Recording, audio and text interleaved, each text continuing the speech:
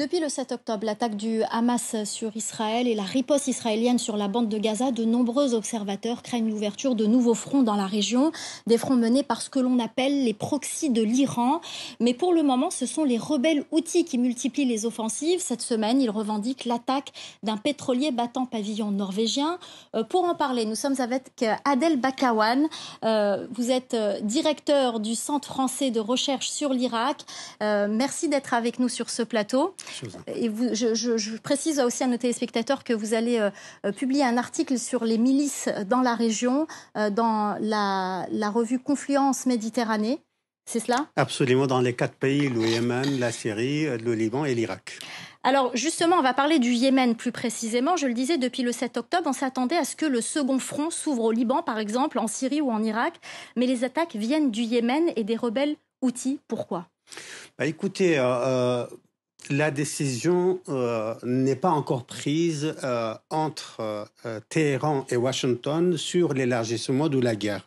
Au contraire, il y a un accord non déclaré, bien évidemment, entre les deux capitales pour maîtriser l'élargissement de cette guerre-là. En Syrie, on remarque une confrontation quotidienne dans ce que j'appelle les marges. Cette confrontation, cet accrochage se trouve non seulement au Yémen, mais aussi au Liban, mais aussi en Syrie, mais aussi en Irak. Et du coup, c'est le rythme, la fonctionnalité, le sens, le symbolisme est très, très important dans ces opérations, dans les marges. Pourquoi ? Parce que tout simplement, les organisations miliciennes et la République islamique de l'Iran, même s'ils ne souhaitent pas élargir le front de la guerre, mais instrumentalisent et symbolisent sur la guerre à Gaza.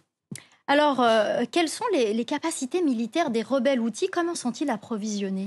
Alors, j'entends tous les jours, on parle des rebelles de Houthis. Je ne sais pas si cette terminologie est encore pertinente. Pourquoi ? Parce que depuis plusieurs années, les Houthis disposent l'État yéménite. Ils ont l'État, ils sont l'État.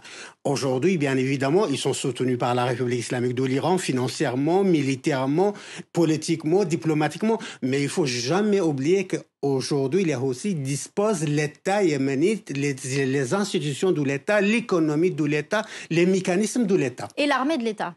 Et l'armée de l'État. Donc, ils sont aussi en capacité de déployer des avions de l'État yéménite. Absolument, des avions, des drones, des hélicoptères, des forces, tous les mécanismes d'une armée régulière.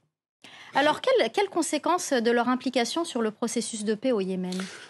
Écoutez, avant le 7 octobre, on était dans la perspective d'une normalisation globale au Moyen-Orient. Il y avait le 10 mars l'accord entre l'Arabie saoudite et la République islamique de l'Iran à Pékin. Il y avait en même temps les accords d'Abraham. Mais depuis le 7 octobre, nous sommes entrés vraiment dans la période de la guerre et non pas de la période de la paix. C'est pourquoi je pense que la perspective de la paix est très très loin, non seulement au Yémen, mais aussi dans la totalité du Moyen-Orient.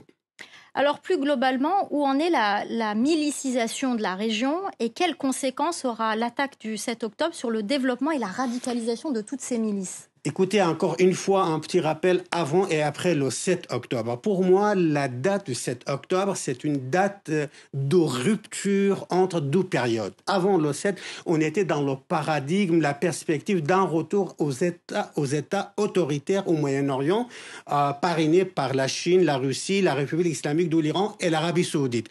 Mais depuis le 7 octobre, je pense personnellement, tous les indicateurs nous orientent vers ce que j'appelle la consolidation de l'ordre milicien au Moyen-Orient. Désormais, on ne peut plus parler d'un État autoritaire, mais d'un État milicien. Et c'est le cas dans de nombreux pays de la région. C'est le cas en Irak, c'est le cas en Syrie, c'est le cas au Yémen, c'est le cas en Libye, c'est le cas déjà au Liban. Autrement dit, les États clés du Moyen-Orient passent désormais vers ce modèle d'État qui s'appelle l'État/milice.